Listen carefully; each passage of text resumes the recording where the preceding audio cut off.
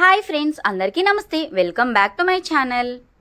చాణక్య నీతి ద్వారా మన జీవితంలోని అనేక సమస్యలకు పరిష్కారం కనుగొనవచ్చు. అలాగే సమస్య నుంచి ఎలా బయటపడవచ్చో తెలుసుకోవచ్చు. చాణక్య నీతి ప్రకారం బాధల నుంచి ఉపశమనం కోసం ఇవి తప్పకుండా చేయండి. ఆచార్య చాణక్యుడు జ్ఞానం ప్రాముఖ్యాన్ని స్పష్టంగా తెలిపాడు. నిరంతరం అభ్యాసం, నైపుణ్యాభివృద్ధిలో సమయాన్ని వృధా చేయకూడదని వెల్లడించాడు.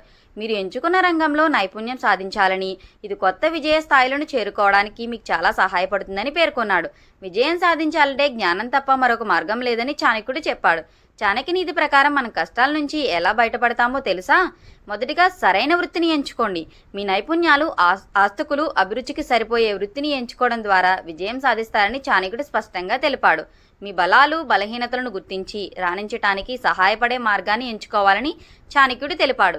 నిరంతర అభివృద్ధిని స్వీకరించండి. చాణక్యుడు నిరంతర స్వీయ అభివృద్ధిని విశ్వసించాడు.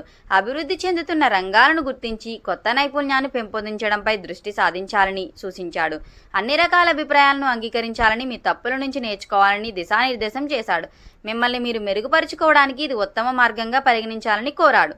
అప్పుడే మీరు చేసే పనుల ద్వారా అన్ని రంగాల్లో అగ్రగామిగా నిలవడానికి మార్గం సుగమం అవుతుందని తెలిపాడు.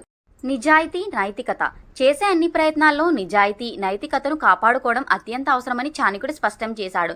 నైతిక విలువలను కాపాడుకుంటూ నిజాయితీగా వ్యవహరిస్తూ చిత్తశుద్ధితో వ్యవహరించాలని సూచించాడు. విజయవంతమైన కెరియర్లో ఆత్మవిశ్వాసం, మంచి గుర్తింపు విలువైన ఆస్తులని చాణక్యుడు చెప్పాడు. పరిస్థితిని అంచనా వేయండి.